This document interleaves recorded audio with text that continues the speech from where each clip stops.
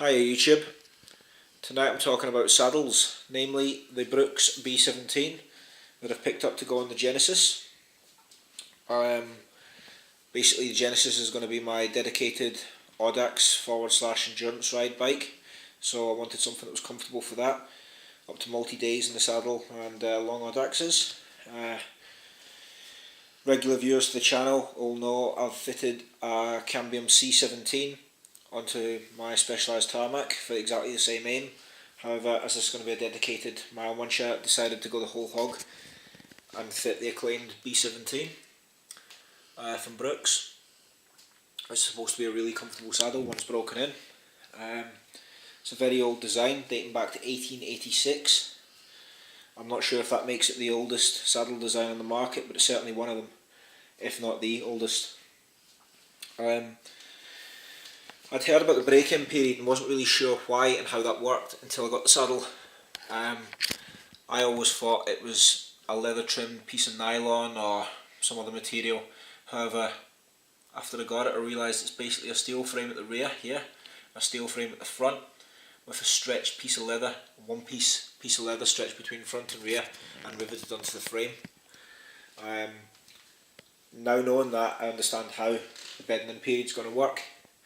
Basically, the leather will stretch as it wears and as you sit on it, and that stretching effect, you'll get an imprint of your sit bones, if you like, upon the saddle, and that's where the comfort is going to come from. So knowing that, now I can see the design, now I can see how it's going to work. So Brooks recommend the 1,000 mile break-in period. Everybody says different. I've heard people say it's immediately comfortable to sit on, other people say 500 miles, and other people say as long as 1,500 miles. I suppose everybody's different. Comfort wise for me, straight out the box, it was quite brittle, to be fair. I had a lot of friction initially, which was a bit worrying. After a couple of rides that did settle down, and basically I'm happy to tell you that every day it gets better, every ride it gets better basically. I can actually feel, what's the best way to describe this, I can actually feel like a notch on the saddle as it beds in.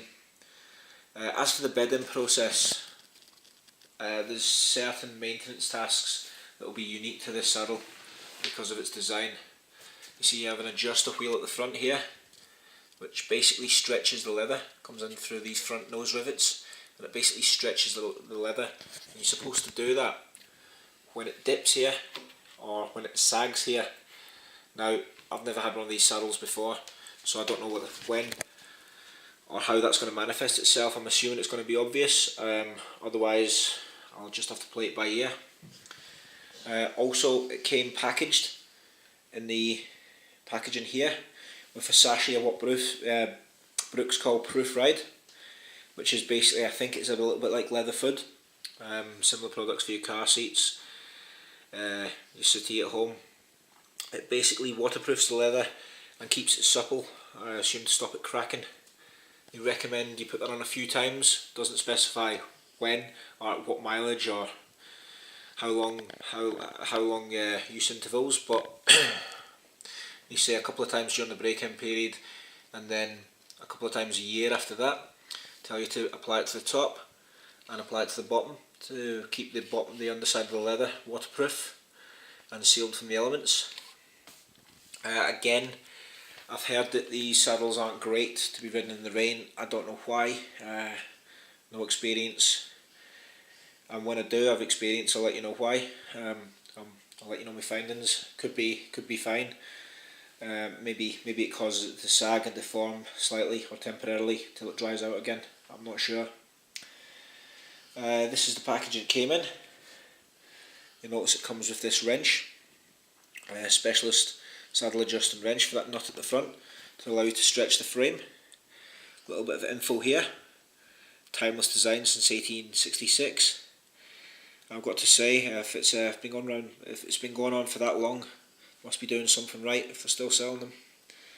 Suggested saddle width 16 to 19 centimeters, and this bit's obvious. I've never seen this on a saddle literature before.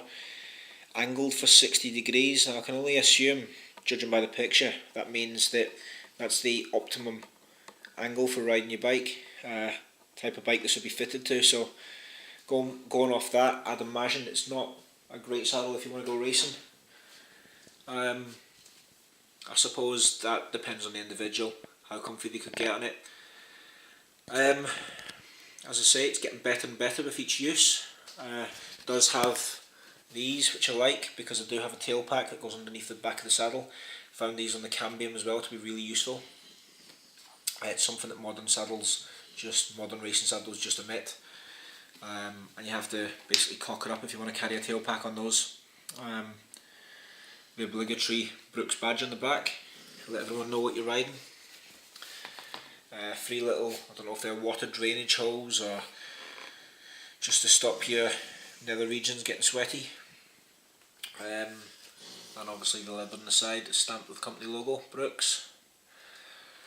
When I bought this, it was at $69.99, so quite a bargain for an all-day comfortable saddle when you compare it to the likes of Cellitalia SLRs and the new noseless saddles that are starting to gain popularity.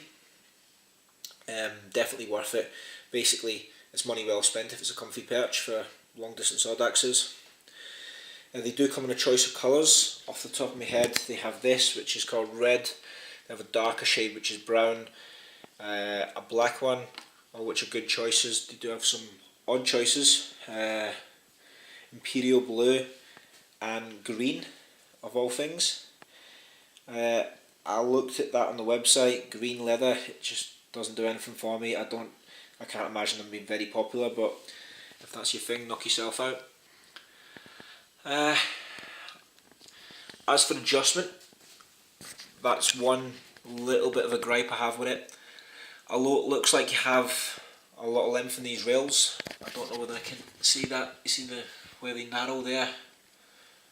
Just there they go from, this is the adjusted area that will sit on your seat post, and that's the end of your adjustment range, so there to roughly there. So they have a very narrow range of adjustment fore and aft compared to a modern racing saddle, which makes positioning a little tricky if you're trying to adapt a bike that's maybe not the perfect size for you. Possibly you need a layback seat post or similar, depending on what you're trying to achieve. So basically that's it. There's only so long you can drone on about a saddle for. I will update as the saddle wears and beds in, whether those findings be positive or negative. I will update I will release an update video, to basically cover that, if it's got comfier, if anything's happened, etc, etc. Sorry guys, I'm rambling here. Anyway, I'll wrap it up. Any questions, leave them in the comments for me. I'll answer them as soon as I can. If you've liked the video or it's helped you make a choice, leave us a thumbs up. And if you haven't liked the video, just let me know why. See if I can improve it for next time. Thank you guys.